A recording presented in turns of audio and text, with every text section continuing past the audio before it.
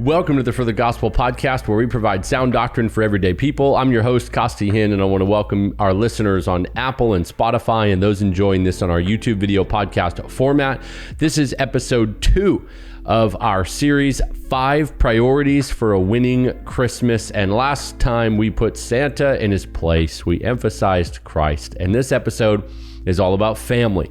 The priority of family is the key to a winning Christmas. Now, few things can be more challenging than dealing with extended family during Christmas, but this episode isn't about navigating the minefield of seasonal drama that comes with everyone getting together under one roof, or the gauntlet of doing 4 Christmases because mom and dad are divorced and remarried, and the adult kids now have to run around everywhere to go to everyone's Christmas. In fact, I would propose something you may find surprising and even troubling. If you have made your extended family an idol, or your immediate family a passenger in your quest to make it the perfect Christmas by going to do everything.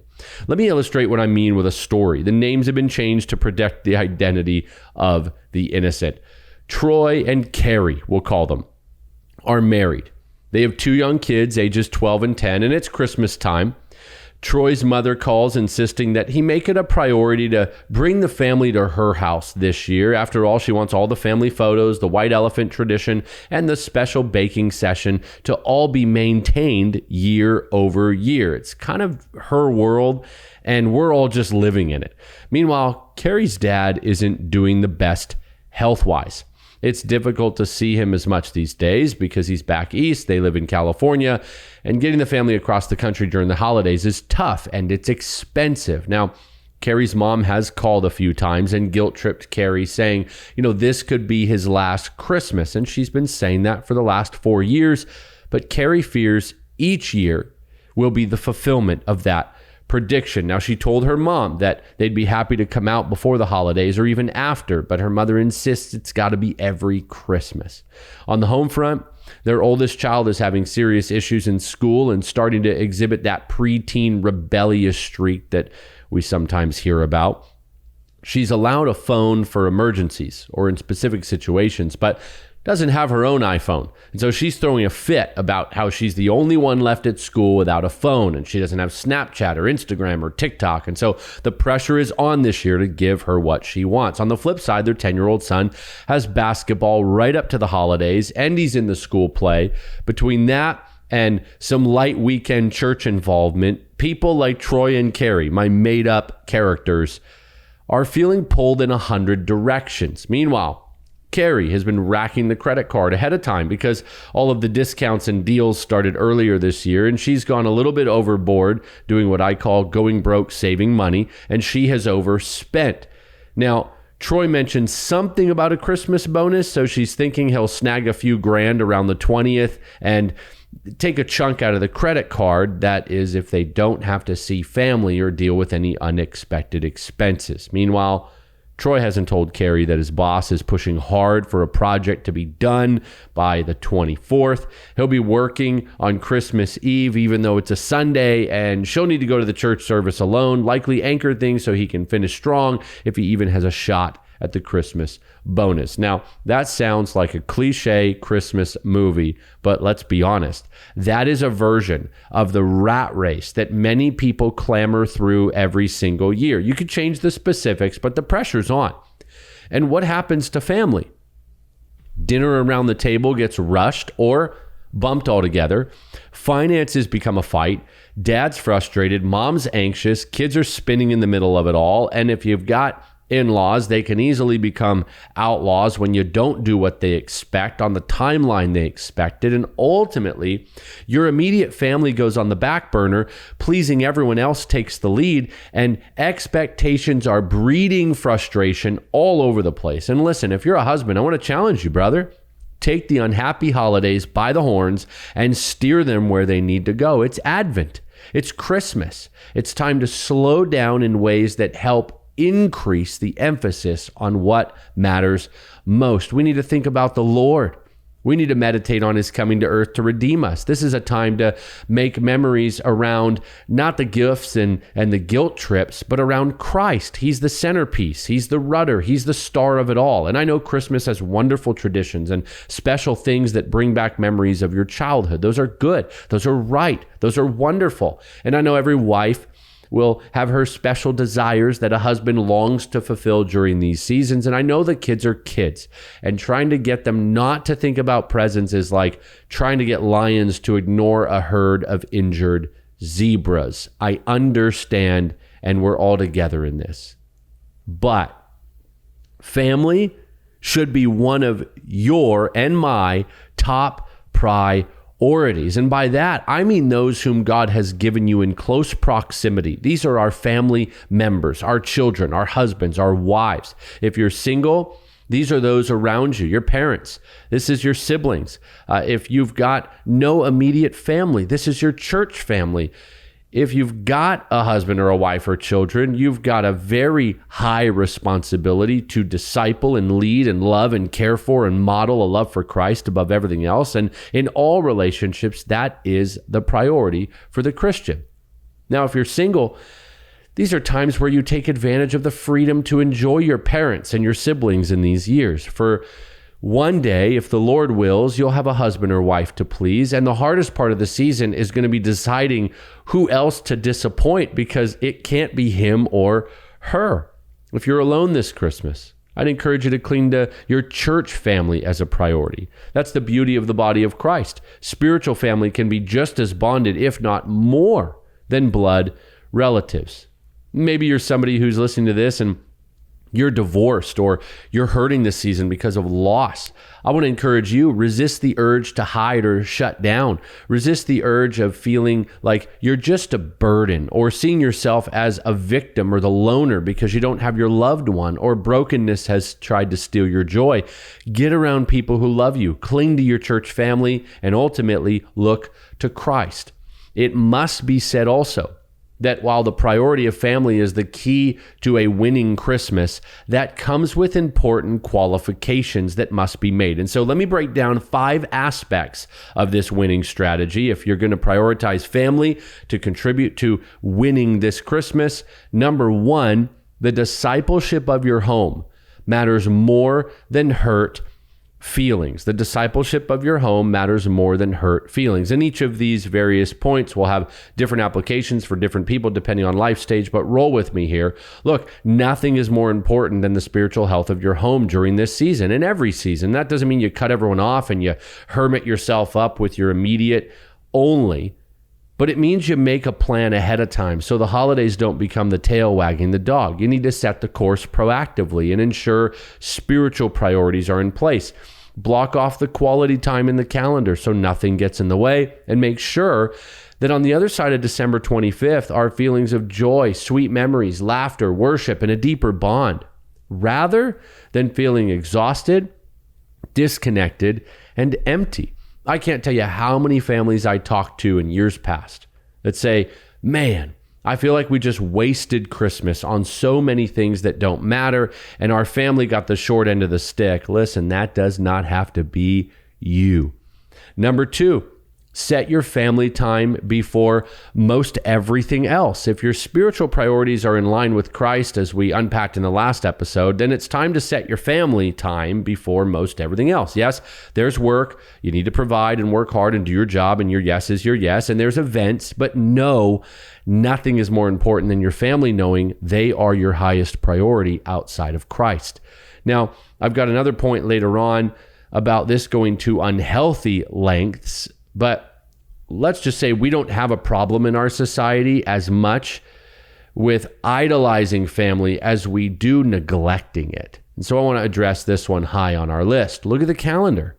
Where are the moments for connection? If you're married, protect your date night. If you have kids, protect the dinner time slots by setting a minimum for each week. Don't go 4 to 5 nights at a high pace for parties only to leave your family the scraps. And let me push in on ministers here too. Don't do the same thing if you're in ministry, where you feel like you've got to give up everything at Christmas to give everybody else their Christmas. I've heard that before as a sentiment, and I understand it. We need to sacrifice, we need to minister, we need to serve. But in the end, it is the American enterprise of Christmas that has forced pastors and ministry families to think, man, we've got to go 25 days hard in order to keep everybody around and get people to give their money and get them to go to everything. So we need to give up our Christmas in order that others might have one. Listen, that is baloney.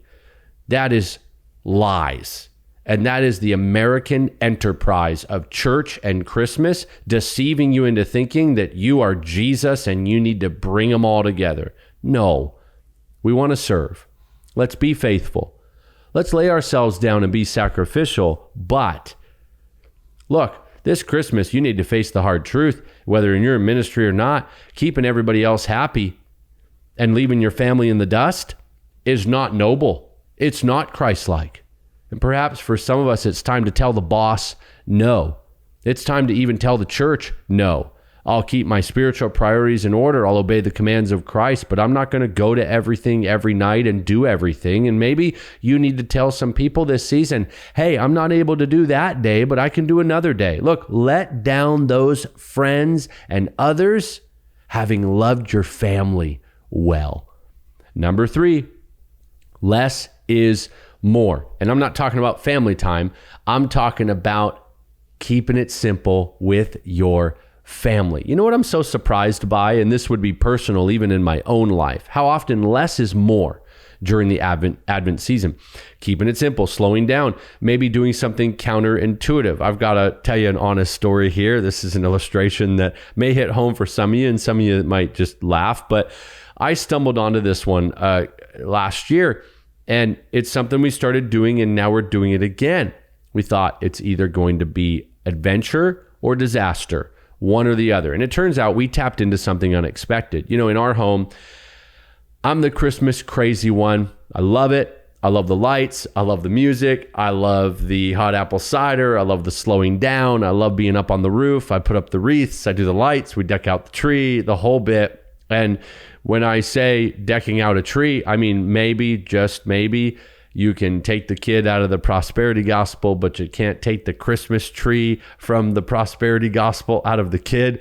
I'm just teasing, but I do like a beautifully decorated tree. And I'm the type that maybe it's best if the kids go to bed and we decorate it so it's perfect. And, you know, they don't have to help because I'm human too, and I want it all a certain way. And last year, a friend gifted us a tag for a you cut down tree, meaning you go up to a location. This isn't like a tree farm even. It's going up to a location in the minivan where most people only with 4-wheel drive go. You cut down a tree with a saw that you have to bring, and then you strap it to the roof like a little burrito in a tarp, and you drive it home. Now, I love the outdoors and enjoy it with my family, but the whole thing was a little outside my comfort zone at Christmas time, but my wife was just gushing over it. She loves it. And so, you know, it's not going to be the perfect tree shape. It's not going to be super full. You're not going to be to go to Home Depot for the oversized, you know,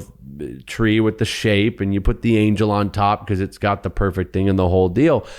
And let me tell you, getting in the minivan, hiking into the forest, seeing the kids get excited about the tree, carrying it out with my oldest boy, strapping it hilariously to the roof of our minivan, and wondering if it was going to be a Charlie Brown special by the time we got down the mountain and home, and then seeing it in the living room. Look, I cannot think of a better memory. Why? Well, we listened to Christmas music on the drive. We laughed, we prayed, we talked. We got away from the rat race pace. We took the minivan down a dirt road. No minivan had probably gone before, we think. And that tree became a symbol of God's kindness to us through our dear friends. It was a day of memories. It was adventure. And it was the meaningful choice of the family choosing that tree. And even the way that it was so weak, it couldn't even hold up decorations. So we had to make paper ones, and we didn't really bring our little fancy ones out. The whole thing became this beautiful picture of how less is more. Just a fun family day to cut down a tree. And this year, guess what? We couldn't wait to get another tag because it's become our family's favorite Christmas adventure. And to us, again, this is just personal, it beats out anything that the Ritz-Carlton could ever decorate. And that's my story, but what's yours? You could plagiarize and customize that idea. Is there something that you love? Is there a less is more principle for you? Is there something maybe with your family that you'd like to do, or something you've thought about before and it's a simple thing that maybe wouldn't be in line with the big kind of lavish and overdone American Christmas, but it's a sweet family tradition, and it's simple, and it focuses on you guys and making those memories. Look, saying no to good things because you're prioritizing the greatest things of the Lord, and your spiritual priorities and family can be one of the greatest moves you make this Christmas. So maybe for you, there's something that comes to mind. Either way, the principle is less is more. Pray and ask God for wisdom, and I know He'll provide it.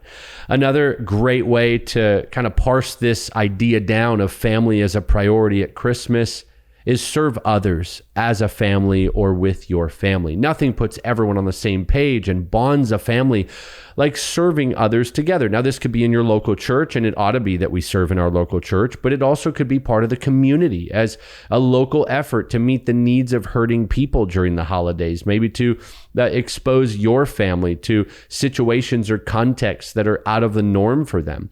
Some people may even choose to do a short-term mission trip during the Advent season, putting the ultimate mark on this time of year by sacrificing their comforts, their traditions, even being away sacrifices our own self-satisfaction and just the joy of even being home in order to serve other people. There's no one right way to do this as a family, except that you find ways to serve as a family. And when you prioritize an other-focused mindset during the season, you're instilling values that will last a lifetime and bring glory to God. Number 5, another way to parse this down, define family biblically. If you want to win this Christmas, make family a priority. And in that, let's make sure we're defining family biblically. When Jesus has his disciples come to him, they say, hey, your family's looking for you. Jesus responds in Matthew 12:48-50, he says, who is my mother and my brothers? And then he proceeds to say, here they are, basically. Everyone who does the will of my Father in heaven is my brother and my sister. His point was that family by human blood may become less of a priority than family by Christ's blood this Christmas. Some of your family priorities may change based on how you define family and what your spiritual priorities are. If you look at the schedule and find very little time with those who share your faith, but you've maximized time pleasing the world, it may be worth assessing. Now, I'm not saying you don't evangelize. That's crazy. You should be around unbelievers all the time in different contexts, sharing the gospel and being the light of Christ in this world. You know our ministry better than to think that I'm suggesting that anyway, but the whole point is to ensure that your own spiritual focus is intact. So don't be afraid to define family and set your family priorities based on what edifies most. Maybe there's some people in your life who guilt trip you, and they're blood relatives who say, oh, come on, what about family? And you're prioritizing your spiritual family, and you need to let them know, hey, I'll be there for this, but not for all of that, because I'm prioritizing what edifies my family the most. And finally, be careful of making family an idol. Now, this is last but not least, and it's applicable to some and not all, where the children and the family and our happiness and our memories and our time and our season is just that. It's all ours, and it's all about us. And you take everything I've put before you and the priority of family, and you say, that's right, we're canceling everyone and everything. It's only about us. Well, now we've swung to the other extreme. Family. Well, again, not the most common case for everyone, but still prevalent in our world, can easily become the idol. We obsess over making sure everybody is happy and everybody is getting everything they want. And Christ is sort of like a little tree topper on our family's Christmas. We need to double check our hearts. Make sure that even those kids and parents and grandparents and siblings you love so much don't become the anchor to your happiness. Family is second on our list this year, but not first. And that's for a good reason, because Christ is all and all. So there it is. Our second priority is family. And just like every one of these, my encouragement is that you plagiarize and customize, as I would say. Take the list, take the concept, take the theme, take the priority, and customize it to your own situation, your own context, and apply it. Every family is going to be different. Everyone's struggle may swing to one extreme or the other, so we slice and dice the season in a variety of ways, but the one thing that remains the same ought to be the priority of family in the midst of this Christmas. Thanks for listening, for watching, and supporting. If you haven't already, subscribe to our YouTube channel and go to forthegospel.org to get free resources or to become a gospel patron by partnering with our ministry financially with a one-time gift at the end of this year or with an ongoing partnership month over month. I'll be back next Monday with another episode. Keep on living for the gospel.